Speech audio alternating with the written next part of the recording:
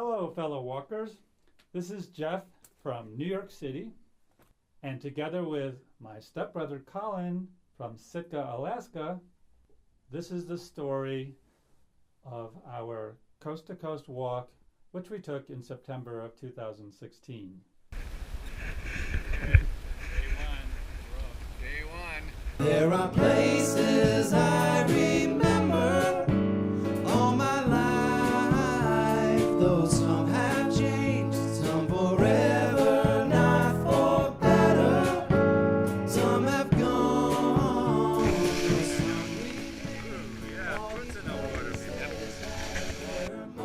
There is what might be Ireland if we can see that far. Supposedly on a clear day you could see Ireland and the Isle of Man. in my life, I love them all. Is that a Ninja Turtle? So how many days will it take? We had no clue, and the Lake District was a trial by fire, so and that's where you're starting. There's a lot of climbing in the Lake District, and none of it is technical or really all that hard, other than if it's bad weather, that can be challenging, or if the weather is too nice, which it was on one day where it hit 85 degrees. That was actually a record-breaking day in the Lake District in September. It was roasting hot.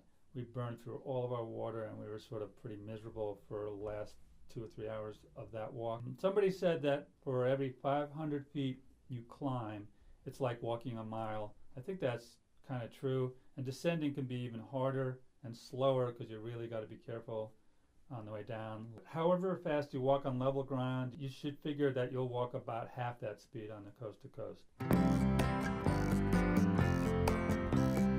One day you'll look to see I've gone, for tomorrow may rain, so I'll follow the sun.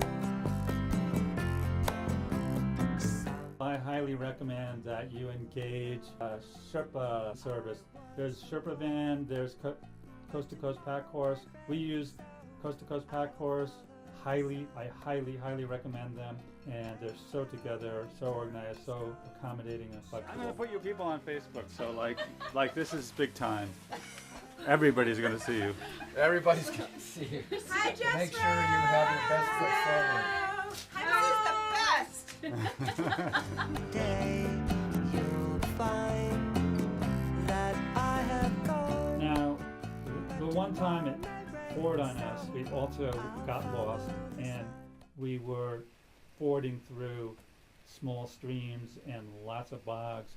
We got thoroughly soaked head to toe, including my boots. I was walking in, like, basically there must have been an inch of water in my boots. Everything got absolutely soaked, even though I had rain pants and gaiters and rain jacket and everything.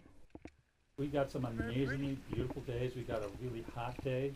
That was actually the least comfortable day. That and the giant rainstorm that we got stuck in. But for the most part, we didn't get a lot of rain, which was surprising. But the one thing we got almost consistently was wind, and sometimes a lot of wind. Very windy. We're going over Loft Beck. This is Loft Beck. Climbing up Loft Beck. Alright, just walked up to the top of Loft Beck. It is super rainy and windy. We're in the clouds. I don't know if you can get this. On the topic of navigation, almost everyone we talked to got lost at least once, including ourselves. We had all the ordnance maps, the latest Wainwright and Stedman guides, a compass, an Android phone with Google Maps, Waze, and Backcountry Navigator. All three with the C2C waypoints preloaded, and we still got lost pretty badly in a driving rainstorm. It's easy to go off track because the downloaded waypoints are not always the route you're on, like it's the route that somebody took, and it's not necessarily going to be your route. There's also many places with poor or missing or confusing signposts, which is what happened to us when we got lost. We're almost up to the bar. So where are we? This is Eagle Crag. And Ooh. it talks about that is prominent. Eagle Crag looms above. That is what that is. Wow. But hi Thailand. Hi Thailand. We see you again. And maybe we'll see you one more time. She's not a girl who misses much.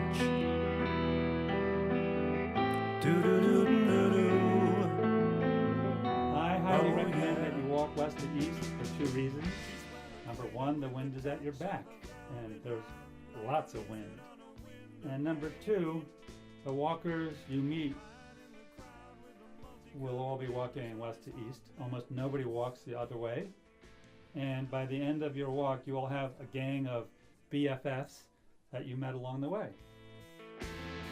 A self-impression of his wife, which he ate and donated to the National Trust.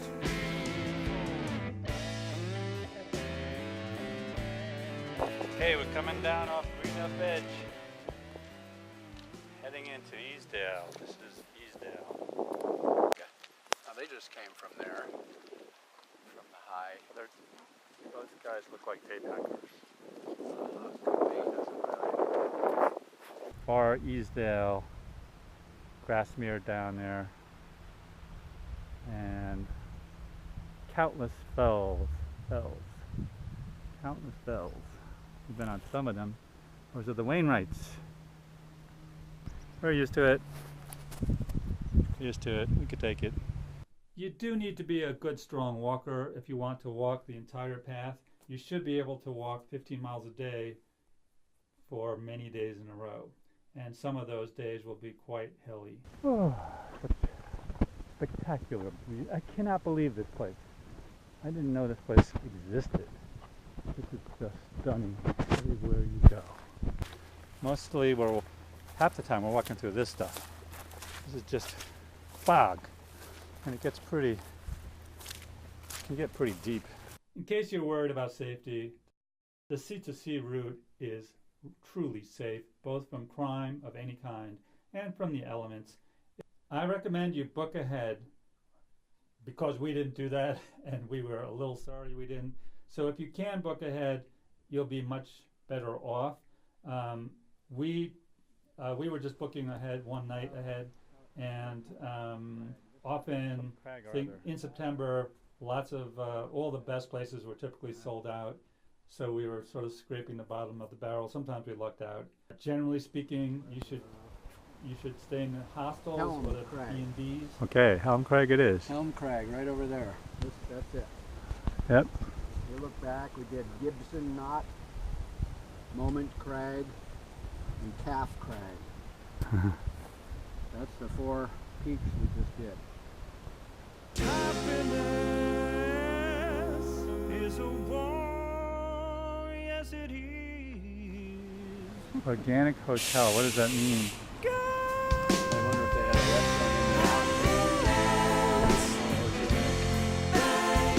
Don't you know that happiness You're on candid camera. is a warm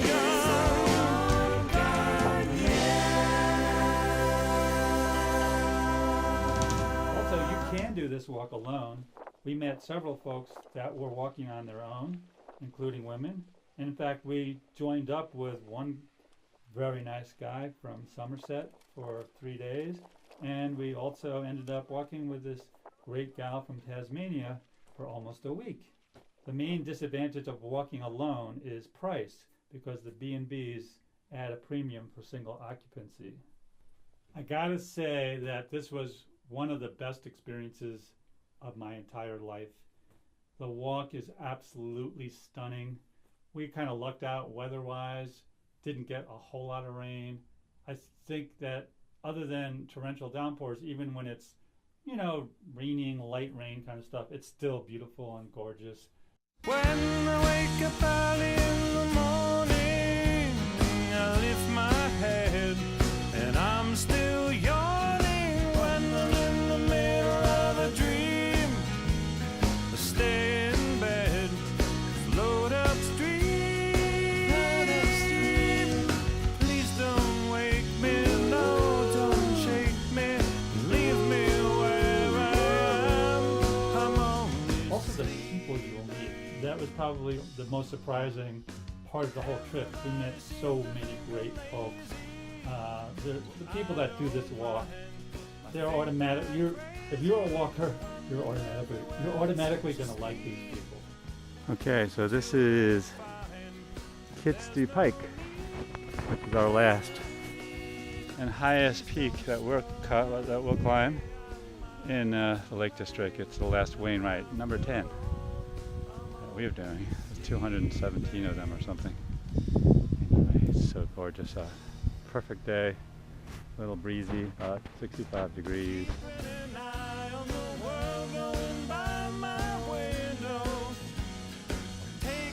Time I stood lying there staring at the ceiling. Happy feet.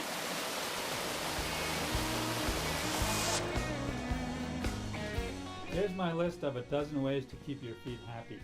Number 1, bring toe sleeves, tape, corn pads, bag balm, which is medicated Vaseline, Band-Aids, or plasters as the Brits call them, antibiotic ointment, ibuprofen, and anything else you can think of. There's some good toe protectors too that you can get from on Amazon, for example. Also, number 2, be proactive and aggressive about protecting and treating any toe that starts to hurt or blister. Number 3, keep your boots and feet dry. If the boots get wet, dry them in a drying room stuffed with newspaper. Number 4, use medicated foot powder liberally. Number 5, coat your feet in bag balm or some other kind of petroleum product before bed and sleep in socks. Now, I know that's not always fun or comfortable, but you'll want to do it, especially if you're getting blisters. This is where we stayed in Keld. It's a yurt, and it's really cool, pretty comfortable too. We slept better and longer here than anywhere else, I would say. This is the Swaledale.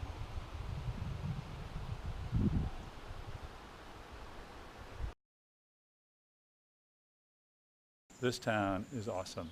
It is like tiny, but like old. There's something so cool about it. What I kind of get a kick out of is right up there's some public. Number 6, change out your boots as soon as you're done walking. So change into slippers or change into sneakers or something. Number 7, bring a second pair of sneakers or comfy walking shoes or sandals and use them as much as possible to give your feet a break in the evenings and on light days or rest days. Number 8, take a day of rest if your feet need it. Richmond is a great place to do that. If you are really hurting, take the bus 20 miles from Richmond to Ingleby Cross, skipping the least interesting day of the walk. Number 9, take your boots off when you break for lunch. Number 10, walk on grass as much as possible, even when there's a road or paved alternative. Your feet will thank you. So will your knees. Number 11, try wearing a second pair of thin socks. And finally, number 12, most important of all, buy the right boots. You should try on many pairs. They must be high tops for ankle support. Consider getting a half size too large. I got a whole size larger and was very happy. Make sure to break in your boots with at least 2 or 3 10-mile walks before you leave home so you know they're going to work for you. So you're going to carry 50 pounds on your back, hold your map and your iPad in one hand, and eat with the other hand. Look at that, I'm multitasking. You need Awesome. a third hand. Just gorgeous out here. It's simply beautiful. Lots of sun, some clouds. Swaledale, we love you. Holy smokes. This is just so beautiful. Oh my God.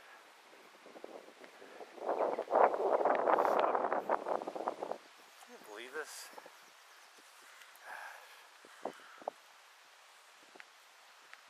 Hello, big guys.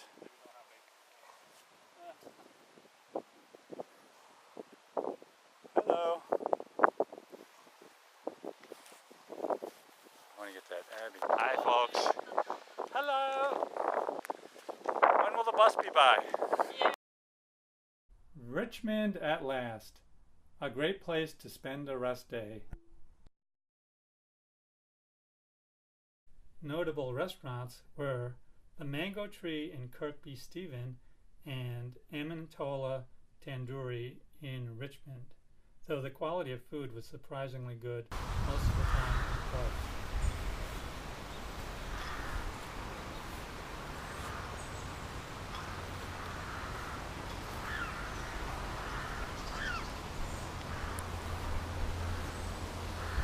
Okay, we're in the middle of nowhere, and this is the very middle of it.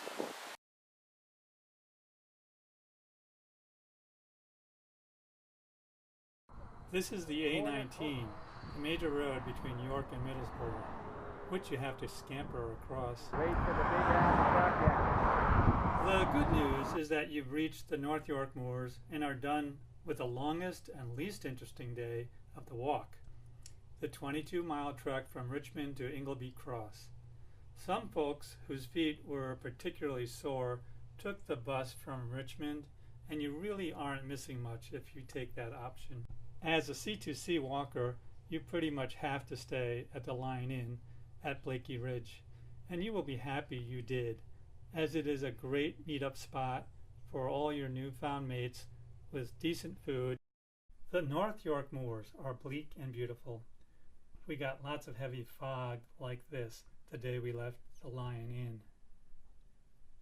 Our favorite bed and breakfasts throughout the walk were the Hermitage in Sept, Drummondby Hall in Kirkby, and the Manning Tree in Robin Hood's Bay.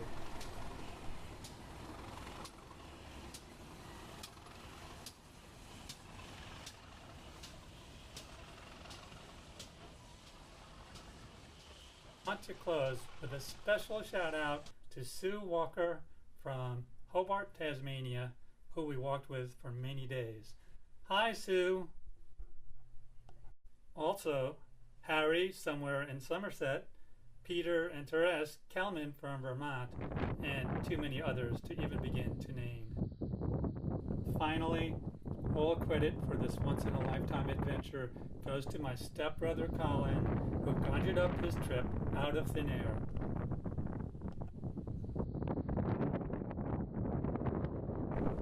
Colin, thank you for your artistry, your musicianship, your companionship, your easygoing style, and for dreaming this dream. Oh. That's good. Let's go, people. Right. Come on, Sue. You want to leave your camera up here too, Sue? The culmination. Do you want your camera done as well? London. Hang on to that. Video. Take photos. I don't know. Coming, guys! Concrete on the left is a little bit less slippery. What? The concrete on the left is a little bit. Hang on. Why, the screen's gone off. What do I do? Press it again. It goes to sleep. Oh, yeah. Okay, hang on. Oh, Mum. Video starts. Hey. And your feet. Put your feet in.